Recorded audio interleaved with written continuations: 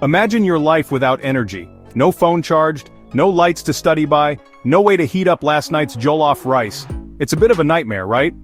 Well, energy is the electricity of life, not just for us as individuals but for entire countries. It powers our hospitals, our schools, and the factories that make everything from our sneakers to our cars. It's what keeps the global economy humming along like the engine of a giant planet-sized bus. Without it, everything grinds to a halt. It's the ultimate VIP pass to progress, and everyone, everywhere, wants more of it to build better lives. Now, you might be hearing a lot about clean energy, like solar panels and wind turbines, and that's fantastic, it's the future. But here's the thing. The world's appetite for energy is growing so fast it's like a teenager after a growth spurt. It wants to eat everything in the fridge. Right now, clean energy alone can't fill up the plate. So, while we're building all these amazing new green technologies, the world still relies heavily on the old-school stuff, oil and natural gas. They are the dependable, go-to power sources that keep the lights on for billions of people, especially as the global population continues to grow. So, who's driving this massive demand? A lot of it comes from developing countries, particularly across Africa and Asia. Think about it. Nations are building new cities, new industries, and millions of people are getting access to electricity for the very first time. This isn't just about luxury, it's about basic development. It's about a family being able to use a refrigerator, a student being able to read a book after sunset, or a small business being able to operate machinery.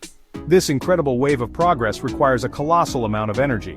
And for now, oil and gas are often the most accessible and affordable options to fuel that growth. This global energy story is a complex one.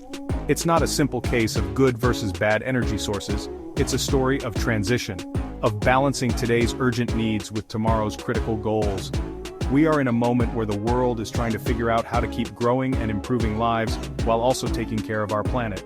It's like trying to change the tires on a car while it's still moving down the highway. It's tricky, it's a bit messy, but it's absolutely necessary, and countries all over the world are trying to find their footing in this new reality. Now let's zoom in on Nigeria. When it comes to oil and gas, Nigeria is one of the continent's heavyweights. We're talking massive reserves, billions of barrels of oil and trillions of cubic feet of natural gas just sitting underground. It's like finding out your backyard has a secret buried treasure chest. For decades, this treasure has been the backbone of the Nigerian economy. Oil and gas exports bring in something like 90% of the country's foreign earnings. That's the money used to build roads, fund schools, and pay for basically everything else. It's a huge deal. But here's where the story gets a little weird. It's a classic paradox. Nigeria is one of Africa's biggest oil exporters, shipping out millions of barrels to countries all over the globe. You'd think that would mean everyone back home has plenty of fuel and power, right? Well, not exactly. It's like being a world-famous chef who exports all his best dishes, leaving his own family to eat instant noodles. For years, Nigeria has faced frustrating fuel shortages and an unreliable power grid, meaning many homes and businesses rely on noisy, expensive generators just to keep the lights on. So what's the problem? A big part of it has been the lack of local refining capacity. For a long time, Nigeria would export its raw crude oil and then have to import the expensive refined gasoline and diesel that people actually use in their cars and generators. It's a bit like selling your raw cocoa beans for a low price and then buying back fancy Swiss chocolate bars for a fortune. It doesn't make a lot of economic sense, and it leaves the country vulnerable to global price shocks and supply chain disruptions, which is why you see those long queues at the pump. This situation creates a challenging balancing act. The country needs the money from its oil exports to run, but it also desperately needs that same energy to power its own development at home. It's a constant tug-of-war between earning foreign currency and ensuring energy security for its own citizens. Solving this puzzle is one of the biggest challenges facing Nigeria today. It's about figuring out how to make this incredible natural resource work better for the more than 200 million people who call the country home, not just for the international market. So, how does Nigeria fix this? Well, the country is starting to change its game plan. Instead of just selling the raw ingredients, it's finally starting to build its own kitchens. A major step is the construction of massive new oil refineries like the Dangote refinery. This is a game changer. The idea is to stop the cycle of exporting crude oil only to import refined fuels. By refining its own oil at home, Nigeria can ensure a stable supply of petrol and diesel for its people. potentially ending those infamous fuel queues and making energy more affordable for everyone. But the plan isn't just about oil, it's also about its often overlooked partner, natural gas. For a long time, a lot of the gas that comes out of the ground with oil was just burned off in a process called gas flaring. This was not only a massive waste of a valuable resource but also terrible for the environment. Now Nigeria is pushing to capture that gas and put it to good use. This is part of the country's Decade of Gas initiative.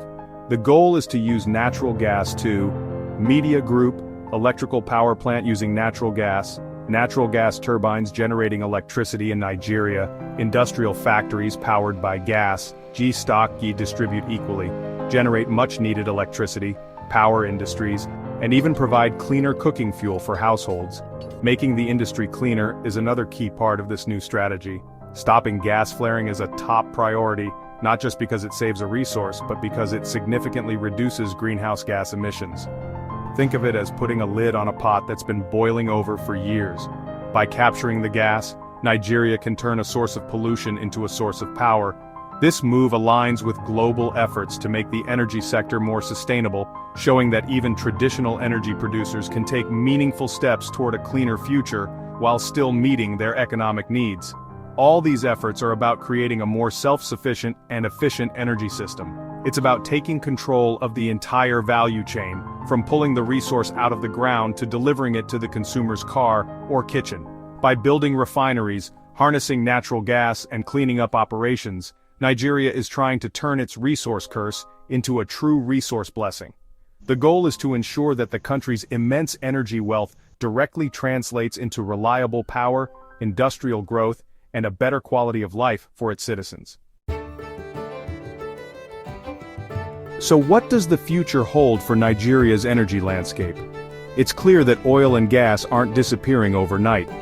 They will continue to be a vital part of the country's economy and energy supply for the foreseeable future. They are the engine that is currently powering the nation, and you don't just switch off the engine in the middle of a journey. The revenue from oil and gas is what will fund the development of other sectors, and even finance the transition toward cleaner energy sources down the road. It's a pragmatic approach to a complex problem. The key, however, is to not put all the eggs in one basket. The ultimate goal is to use the benefits from today's oil and gas wealth to build a stronger, more diversified economy for tomorrow.